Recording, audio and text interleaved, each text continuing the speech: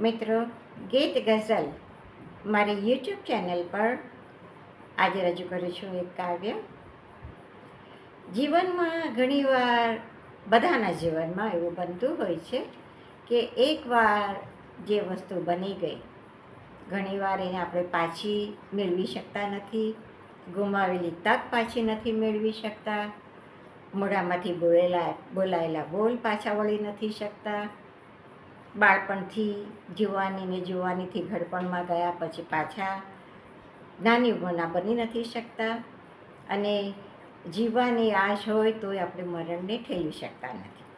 એવા કંઈક વિચાર પર આ કાવ્ય રચના છે. તો કાવ્યનું શીર્ષક છે જીવવાની આશમાં. જીવવાની આશમાં એ મરણ પાછું ઠેલાતું નથી.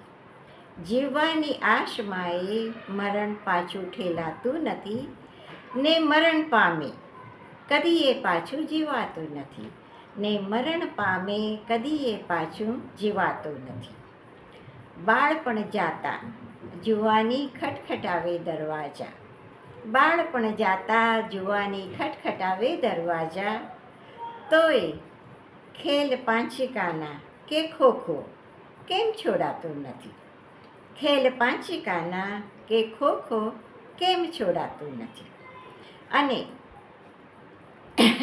ક્ષણ જન્મની ઓરતા પૂરા કરે મા બાપના, ક્ષણ આપણા જન્મની ઓરતા પૂરા કરે મા બાપના, હેત હૈયાનું તો એ કદી છુપાતું નથી.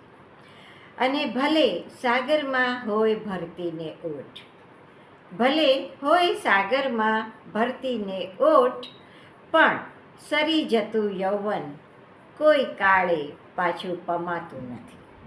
સરી જતું યૌવન કોઈ કાળે પાછું પમાતું નથી.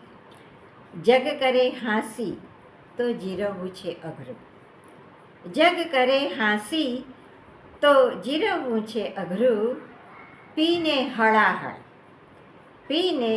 હળાહળ શંકર કોઈથી બનાતું નથી.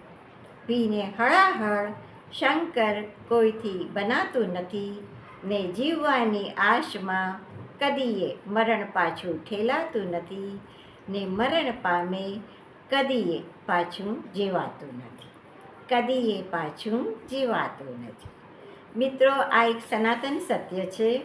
ગમે તેટલી આરજુ હોય, ગમે તેટલા પૈસા હોય, પણ જે ક્ષણ આપણા જીવનમાં એક છેલ્લા શ્વાસની લખાયેલી હોય એને કોઈ આગળ પાછું કરી શકતું નથી. એ એક સનાતન સત્ય છે.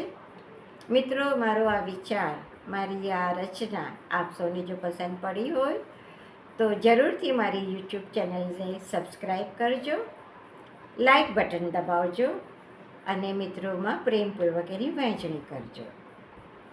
ત્યાં સુધી બાય બાય. શૈલા મુનશા. મળીશું આવતા સોમવારે. ત્યાં સુધી ફ્રોમ બરોડા. Bye bye.